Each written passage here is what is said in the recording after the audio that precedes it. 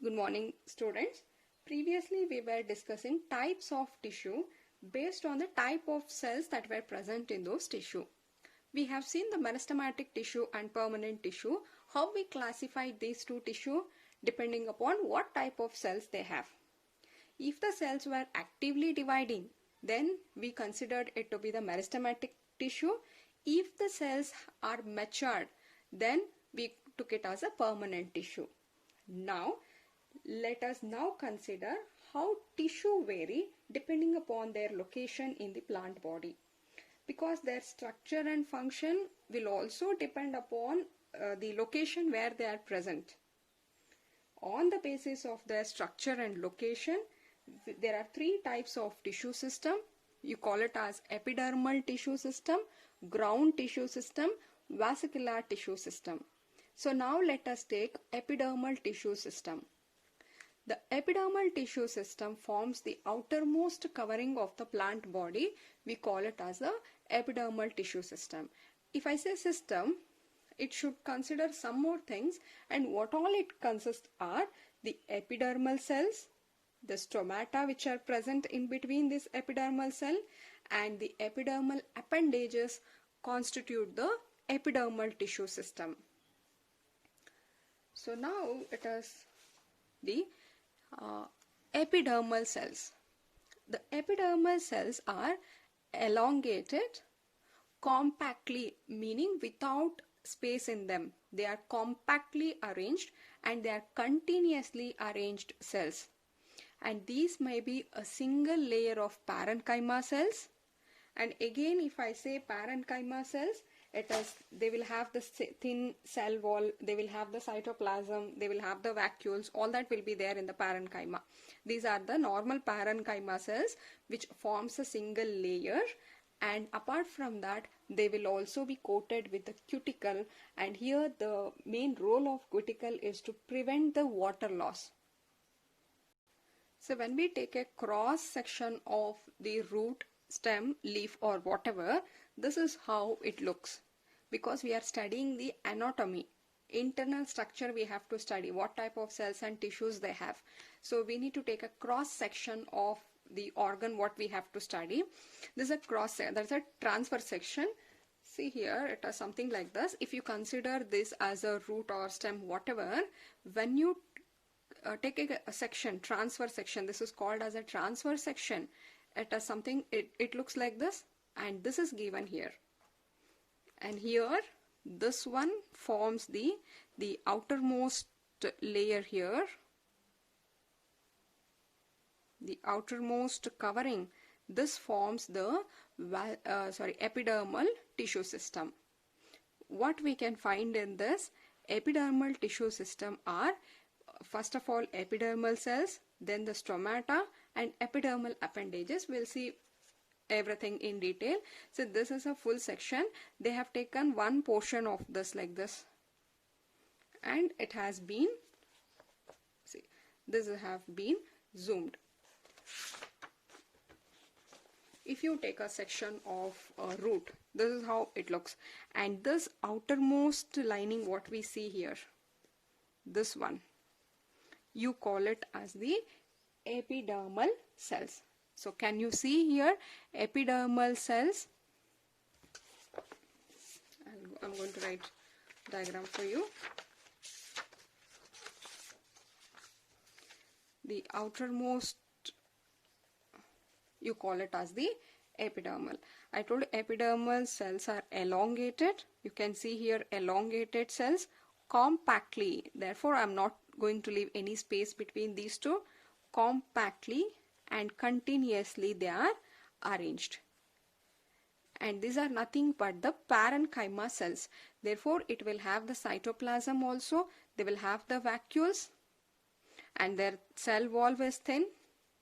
This is the epidermal cell, and apart from this they will also have an outer external coating, a waxy coating, and this coating we call it as a cuticle. The main function of cuticle, it's a wax-like coating. So this will prevent the water loss.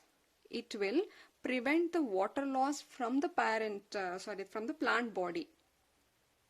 But this is absent in case of root. The cuticle is absent because at the same root, the main function of root is what? To absorb the water and mineral. If cuticles are present, it will be difficult for the water to get inside. Therefore, cuticles are absent in case of the root. But in case of the stem and leaf, you can find this extra coating, that is a cuticle is there. Therefore, it will prevent the water loss through the transpiration. And the next thing what you can find are called stomata. So stomata are found in between this epidermal. In between this epidermal.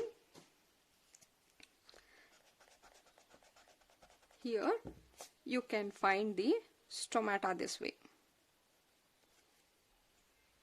The diagram. See here you can see the stomata. This is how stomata looks. Now the stomata are made up of two guard cells. These two, the bean shaped cells, what you can see. This bean shaped cell here 1 and 2. These are called as the guard cells. Then the guard cells are thick towards the pore. You can see here the guard cells are thick towards the pore, but they are thin on the other side. And in between you can find a small pore here, and that is called as a stomatal pore. And inside the guard cells you have this chloroplast, and they are surrounded by the subsidiary cells. The diagram of stomata is important. Right, these are the guard cells. Guard cells are thick towards the pore and thin towards the other side. They have the chloroplast in them, and you can also find a small opening which is called as a stomatal pore, and this is covered by the subsidiary cells, and then you will have the epidermal cells outside. Now what is the role of this stomata here is, they will regulate the process of transpiration and for the gaseous exchange. The oxygen carbon dioxide exchange has to take place, and that happens through this pore. And they also regulate the process of transpiration because the stomata can open and close. Here the chloroplast, what it is there, that will regulate the opening and closing of the stomatal pore. How chloroplast regulate is, we know that in daytime what happens, the starch is converted into glucose. Because photosynthesis will happen, since we have sunlight, we also have the chloroplast. Using this, the photosynthesis happen, that is, there is a production of glucose. Now here the glucose start accumulating in the guard cells. Increase in the glucose will increase the, now the cells are osmotically active. Therefore, they increases the concentration of the cells. Am I clear? During daytime, due to the presence of sunlight and chloroplast, photosynthesis happen. That is, there is a production of glucose inside the guard cell. This increases the concentration of the cell. When the concentration of the cell increases, this undergo end osmosis. End osmosis meaning the molecules will start moving from outside to inside. Therefore, now these guard cells take up the molecules inside and they become turgid. They swell, they become turgid, and therefore they will close the pores. The stomatal pores will be closed. When the guard cells become turgid. When guard cells will become turgid? During photosynthesis, due to increased concentration of the cell, end osmosis happens. During night time, it is opposite mechanism happening. What happens? Sugar are converted back into the starch. There is no photosynthesis happening. Therefore, this decreases the concentration of the cell and exosmosis happens. That is, molecules start moving from guard cell to outside. This is called exosmosis. Movement of molecule from outside to inside, we call it as endoosmosis, and this is called exosmosis. When molecules are lost by the guard cell, the guard cells will become flaccid, that is, they get shrinked. When they get shrinked, the stomatal pore will be open, because now the cell itself are shrunken. Therefore, they cannot close the spore. They will open. Now the stomata are opened. But during daytime, the guard cells will become turgid. They get swelled and they close the stomatal pore. And that is how the chloroplast will regulate the opening and closing. Am I clear? Very important.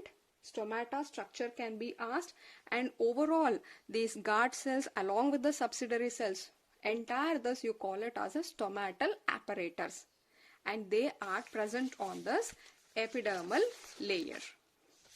You can see here on the epidermal layer we have the guard cells, we will have the subsidiary cells, and we will have the epidermal cells. Now the stomata, here you can see there is a pore. The stomata will open and close depending upon the concentration of the cell. When stomatal pores open, there is a exchange of gases or water taking place. If stomatal pores are closed, it means the gaseous exchange is closed, and these are present on the stem and leaf. Right? Now, moving to the next thing, what the epidermal tissue system has are called epidermal appendages. It will have hair-like structures on the epidermal cells. On the root, the hair present, you call them as a root hair, are unicellular. See here we have written epidermal cells. This we called it as epidermal cells, right? From the epidermal, you can find a root hair-like structure arising like this, and these are called as root hair. If they are present on the root, you call them as a root hair. If same thing, if they are found on the stem, if this is on the stem, you call it as a trichome. Difference between the root hair and trichome is root hair are present on the root, trichome is present on the stem, and root hair are unicellular. Entirely this is a single cell. But in case of trichome, you have, this is one cell, this is second cell, and this is third cell. Like this, they are made up of many cells. You call them as a multicellular, and they are unbranched. Here trichome may be branched or it can be unbranched. You can also see like this. They may be branched or unbranched. That is epidermal appendages. Growth on the epidermis of the root, you call it as a root hair, which are unicellular. On the stem, the same structure, you call it as trichome, and that is multicellular. They may be branched or unbranched. Clear?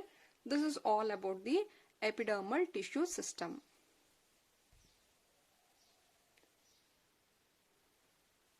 Now, moving on to the next, you call it as a ground tissue system. Now, what is this ground tissue system is? Leaving the epidermal tissue system, that is the epidermis, and innermost you call it as vascular tissues. Leaving that epidermis and the vascular tissue, in between whatever you get, you call it as a ground tissue. And it consists of parenchyma, collenchyma, and sclerenchyma. See, this is epidermis. Inside you will have the vascular bundle. Here, this will be the vascular tissue system. This is our first and this is our third. Leaving these two, in between whatever we get, this is called as ground tissue system. And what is found in this ground tissue system is, you can find parenchyma, collenchyma, sclerenchyma. All the three are arranged in the ground tissue system.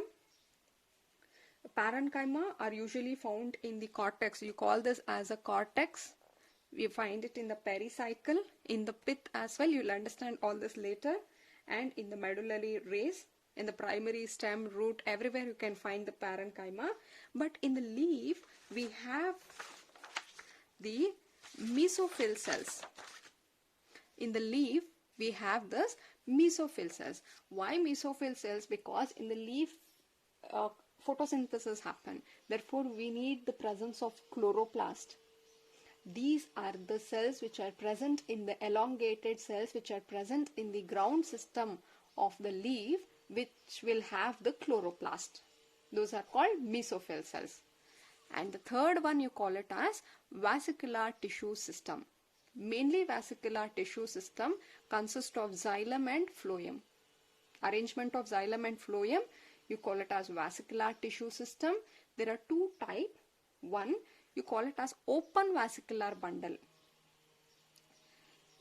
In case of open vascular bundle, there is one more additional cells called cambium, which is present between the xylem. That is, open meaning when cambium is present between the xylem and phloem, you call it as open vascular bundle. When there is no cambium between the xylem and phloem, you call it as closed vascular bundle. Now, the vascular bundle are arranged in different ways. One, you call it as a radial, and the second one, you call it as a conjoint. Radial meaning, see, let us imagine this is the central stellar region, vascular bundle here. See, here you can see the arrangement of xylem and phloem in an alternative manner on different radii. Suppose if these are the xylem, these are all the xylem tissue present. On the other radii, there is a phloem arranged. Again, here you can see the xylem. Again, phloem. Again, xylem, phloem. Like this.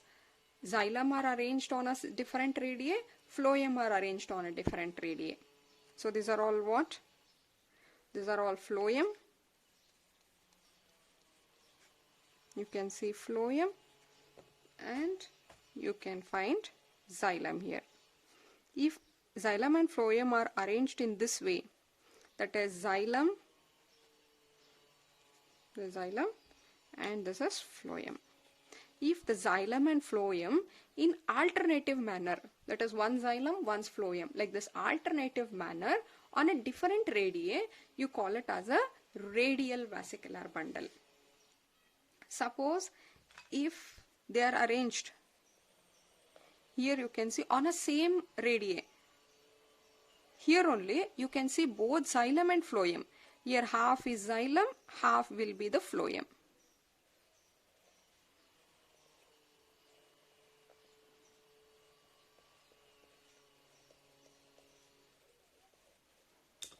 Can you make out the difference here?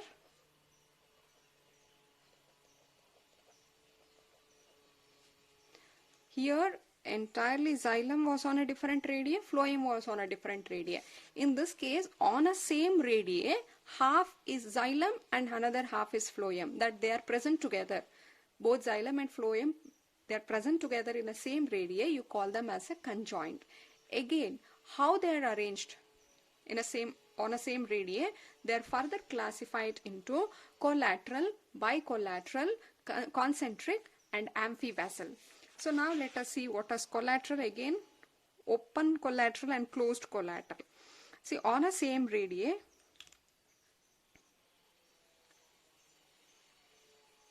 here you can see on a same radii.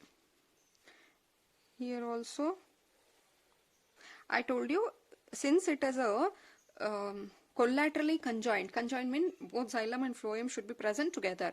But if xylem is here, this is xylem, half is xylem, half is phloem present, but in between you will also have the cambium. There is cambium present. I told you, open meaning cambium is present.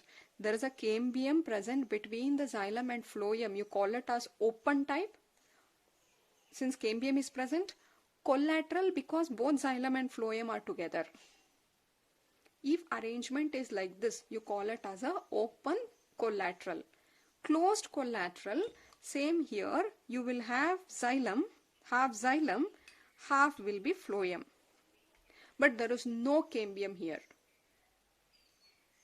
There present xylem and phloem on a same radii but without cambium. Here on a same radii with cambium. This is open and closed. Bicollateral. In bicollateral what happens? If this is one radii, you can also complete this. One radii. Here you can find xylem. On either side you will find the phloem and phloem. This is bicollateral. You have phloem, xylem, phloem like this, but on the same radii. This is called as bicollateral. In case of concentric, what happens? In case of concentric, at the center you will find the xylem. Outside you will find the phloem in a ring style. Concentric. Here at the center you can find the xylem. Surrounding the xylem you will have the phloem. Here also both xylem and phloem are present together, but it is in a different form. That is called concentric. If this is reversed, that is, if at the center you have the phloem and at the center you will have the phloem. Phloem is surrounded by the xylem. You call it as amphivessel. Am I clear with everything? Very important, all this vascular tissue system.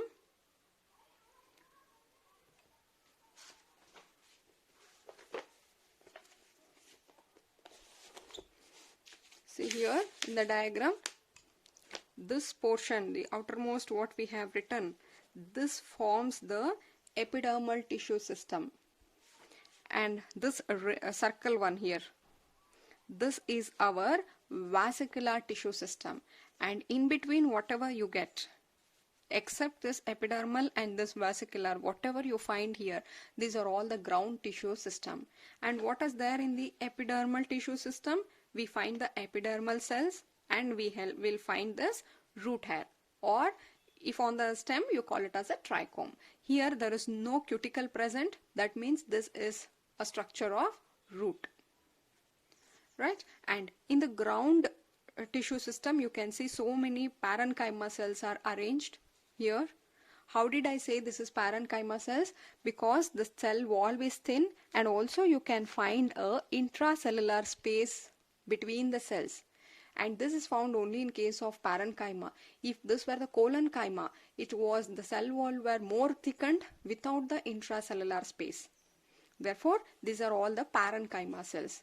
And center you can see the vascular tissue system.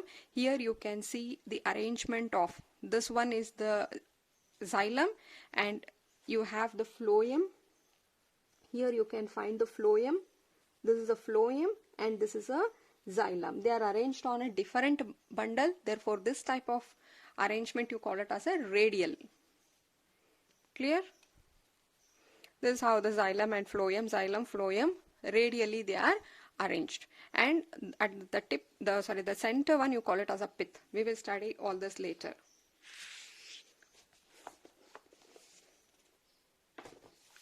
This is our tissue system.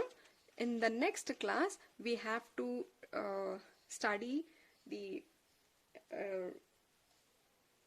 dicot root, monocot root anatomy, stem anatomy and leaf anatomy plus secondary growth. Go through all this. Thank you.